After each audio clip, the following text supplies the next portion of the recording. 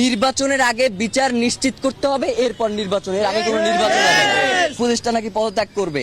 ফাইজলামি করেন মিয়া, বুইরা ভাম কোথার জানো, ফাইজলামি করতে আসেন, মানে সারাক্ষণ খালি ভেটকাইতে আসেন।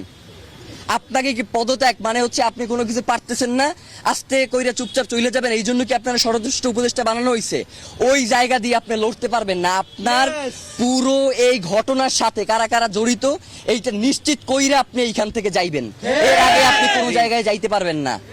মানে হইলো যাইয়া আপনি যাবেন, কোনো সমস্যা নাই, তার আগে বলবেন যে আপনারা কে বাধা দিছে এই দায়িত্ব পালন করতে, আপনি কার কার জন্য এই দায়িত্ব পালন করতে পারেন নাই, কে এই খুনের তদন্ত করতে আপনারা বাধা দিছে, সব কথা বইলে দিয়া এরপর আপনি যাইতে হইবে। এছাড়া আপনার যাওয়ারও কোনো সুযোগ নাই। এবং ডক্টর ইউনূসকেও আমরা বলতে চাই যে বাংলাদেশের জনগণ আপনাকে প্রধান উপদেষ্টা বানাইছে এই জনগণের স্বাধীনতা সার্বভৌমত্বকে টিকিয়ে রাখার জন্য। জানাজার মাঠে আপনি বলেছেন যে আপনি শরীফ ওসমান হাদিকে ধারণ করেন, কিন্তু একবারের জন্য আপনি জানাজার ময়দানে বলেন নাই যে খুনের বিচারের ব্যাপারে আপনি কি করবেন। মানে এই যে এত বড় একটা হত্যাকাণ্ড হইলো, এর বিচারের জন্য আপনি কি কি পদক্ষেপ নেবেন সেইটা আপনার মুখ থেকে আমরা শুনতে পারি নাই।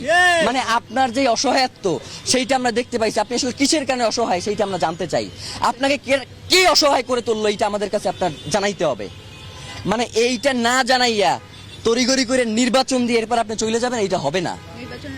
নির্বাচনের আগে বিচার নিশ্চিত করতে হবে, এরপর নির্বাচনের আগে কোনো নির্বাচন হবে না। মানে বাংলাদেশের জনগণ শুধুমাত্র ওই সবসময় স্থিতিশীলতা রক্ষার জন্য রক্ত দিয়ে যাবে, এই ভুংসুম শেষ, এইগুলো আর চলবে না। এখন থেকে রক্ত দিব না।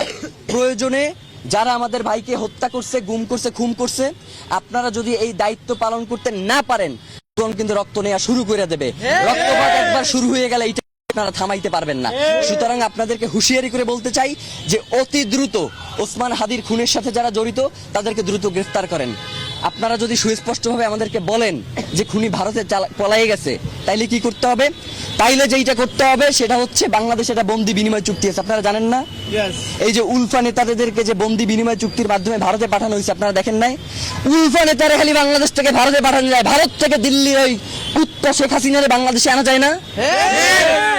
মানে হইলো যাইয়া বাংলাদেশ থেকে খালি আমরা সবাই খালি সহযোগিতা করবো আর পাঠাবো, কিন্তু ওই দেশে খালি সন্ত্রাসীদের অভয়ারণ্য হবে, ওই দেশ থেকে কাউকে পাঠানো হবে। এই ধরনের ফাইজলামি মার্কা বন্দি বিনিময় চুক্তি আমাদের দরকার নাই। আপনারা অতি দ্রুত ওসমান হাদিকে যারা খুন করেছে তাদেরকে দেশে থাকলে গ্রেফতার করেন, আর দেশে যদি না থাকে তাহলে তাদেরকে বিদেশে যেখানেই থাকুক সেইখান থেকে আনবার ব্যবস্থা করেন। এর বাইরে আমরা আসলে আর কিছু জানি না। আপনারা যে কি করবেন সেটা আমাদের বোঝা হয়ে গেছে। আপনাদেরকে আমরা ইনকিলাব মঞ্চের পক্ষ থেকে জানাইতে চাই যে অতি দ্রুত একটা দ্রুত বিচারিক ট্রাইব্যুনাল আপনাদের গঠন করতে হবে, যেখানে এই ঘটনার সাথে যারা জড়িত তাদেরকে অতি দ্রুত বাংলাদেশের বিভিন্ন গোয়েন্দা সংস্থার যে সর্বোচ্চ যারা ইন্টেলিজেন্স আছে তাদেরকে এর সাথে যুক্ত একটা দ্রুত বিচারিক ট্রাইব্যুনাল গঠন করেন। এবং যদি আপনারা এটা করতে সক্ষম না হন তাহলে FBI এবং স্কটল্যান্ড ইয়ার্ডের মতো যারা পেশাদার ইন্টেলিজেন্স আছে তাদের সহায়তা নেন, তাদেরকে বাংলাদেশে এনে এর পিছনে কারা কারা রয়েছে তাদেরকে দ্রুত গ্রেফতারের ব্যবস্থা করেন এবং বিচারের মুখোমুখি করেন। কোনো হাঙ্কি পাঙ্কি আমরা শুনতে চাই না। এই যে ইসের বন্দুক যুদ্ধের মাধ্যমে হত্যা করা এইসব বালসালা এখন আর আমরা জানতে চাই না। আমরা চাই ওসমান হাদিকে যারা খুন করেছে তাদেরকে জনতার সামনে এনে আপনারা উপস্থাপন করেন, তাদেরকে বিচারের মুখোমুখি করেন। এর বাইরে আমরা আর কিচ্ছু জানতে চাই।